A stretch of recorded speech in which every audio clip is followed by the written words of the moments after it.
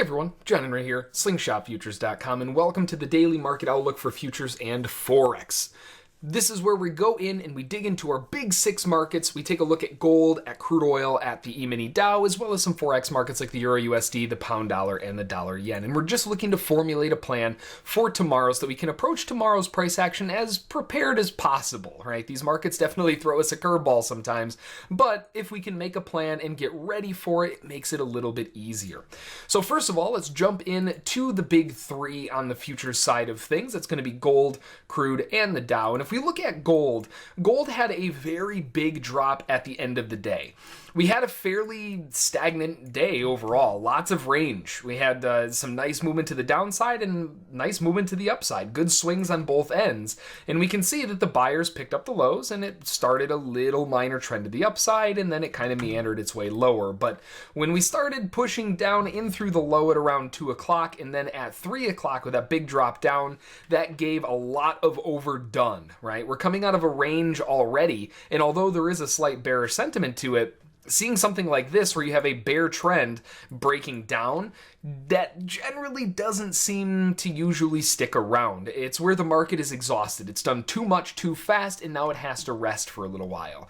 Given the overall sentiment to the downside, and likely that it was due because of news, what we're looking for is a potential retest of the bottom once again to finish off the major objective at 1201.4, and that's about it. They're going to find it really difficult to keep going underneath that major area of support, and will probably transition into a range for a little while. So what I'm looking to do is I'm still looking to sell, but cautiously, and I want to sell either aggressively right now or wait for, something a little bit better, whether it's an EMA test, a retest of earlier support turned resistance, even a trap high, waiting for a good reason to jump in and then drive the market back down to the lows to finish it off. And then from there, we could just kind of be stuck. So be careful once you get back down to those lows, but at the moment looking to sell high and drive the market lower.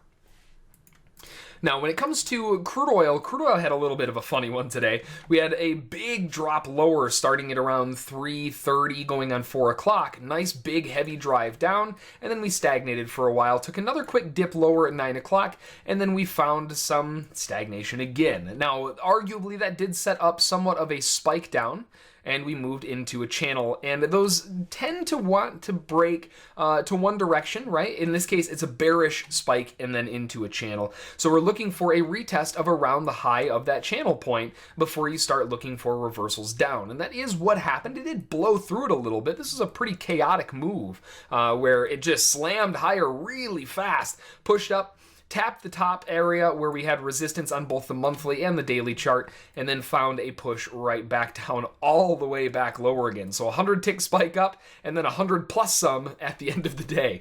So really wild back and forth movement. And with this kind of momentum, really, now that we're at the lows again, we're probably just assuming that this is done, right? They've done way too much. Now, keeping in mind, tomorrow we have inventories, and that could add a little bit of spice for tomorrow's movement. But generally speaking, after all of this, we're probably just going to be stuck between that high and that low for a while, where we just kind of go back and forth and back and forth. The sellers are going to have a hard time getting underneath it, and the buyers are going to have a hard time getting much above this area of earlier concern around that monthly resistance at 52.88. So right now, looking to sell the prior high for a possible trap. That area is around 52.25, but that being said, we could be in store for a slight continuation bull, the same thing that we saw back here. We had a bear spike down, it started channeling from that point. We have a bull spike up, started channeling. If we get a little breakdown, we could find some support around that 51.90 area and then a revisit back to those highs to find that resistance location at 52.25. Either way, in the long term, I'm looking to sell, but maybe not right this second. Maybe give it a little more time for both the buy and the sell. Over on the Dow, I mean, we have a range, but a slight bearish bias. This one's a little bit tricky because overall, I mean, look at where we've gone. We haven't really gone anywhere, right? I mean, we had a nice little morning drive down, big correction up, and then a big drop lower. And that drop lower pretty much shut down all of this bullishness with an equidistant breakdown to the lows. And as soon as we got down there, we found immediate inventory formation down here, and they wouldn't even allow them to come back to retest it. Notice how that missed right there? That's a big clue. That shows you that the buyers are hyper aggressive and they're not allowing the sellers to even get down to that location. So that's good information. That's things that we need to know when we're looking at how to treat this. As we go forward, we are definitely looking for a possible transition into a range. It's just the way that it looks. And right now we are smack in the middle of it. This is the absolute worst place to be when you're talking about ranges. So what we're looking to do in a range, we all know it: buy low, sell high, stay out of the middle. Right now we're in the middle, so what I would like to do is wait until we get a push into the highs. That might be at 752, it could be at 762, it could be a little head fake above it to the top of the wedge. Either way, I'm looking to sell up here and buy down here and leave all of this alone, leave it to the rookies to get chopped up. So we'll let the market stagnate for now, but once we start getting into our action areas at the highs or lows, then we can start diving in to do and execute a possible plan of fading. Over on the Forex pairs, we're looking at the Euro USD. The Euro USD, we had a very big drop lower on this as well. Now this drive lower, we had a nice bear channel working its way down. We also arguably had a bear trend overall. Big correction up and then an equal break down. And that did form a nice bear channel, and then we just slammed lower. Now this is what we were talking about on gold, where you get that big drop down, they'll pull back, they'll hit that area, find some resistance, finish the job off, and then they just go nowhere for a little while. We are starting to see the beginning signs of a possible pennant, possible wedge formation down here, but given the scenario and given the location, really not looking for this to continue to the downside. It might, and you'll know if it does because it's going to be pretty obvious. It'll have some really heavy bear candles, lots of things telling you that continuation selling is going to take place. But right now, yeah, that's not really the situation. So if anything, if you're still looking to sell, which I think is aggressive, you'd rather sell at a possible trap high, even back into our area of not only monthly resistance, but also that inventory area from earlier. We found major support there. Now we found major resistance there. I want to see the sellers redefend that location between 65.09 to 65.67. Don't be surprised if we get a breakdown, we stagnate for a while, and then possibly even break higher before returning to those lows. And the reason behind that is simply that we had a blast through the bottom, right? This overshoot at the bottom of the channel a lot of times will come with an equidistant or very similar break to the opposite side before getting its continuation. So at the moment, we're very, very far down.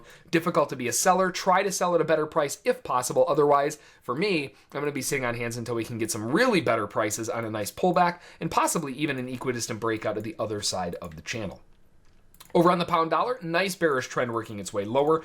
Again, another big correction from around that 8 to 9 o'clock area, and then right back down again. Big spike down. We started a channel from that point lower. Not really any overzealousness from the sellers like we've seen on some of the other markets. We haven't had that big blow off on the bottom, which tells us that we may still have a chance to the downside. They did get a little bit aggressive. They closed outside of it, but they corrected it again. So more likely than not, when this type of scenario happens, what you're going to see is the market go into a range, find its way to the top just above the high of that channel, and then finish the job off.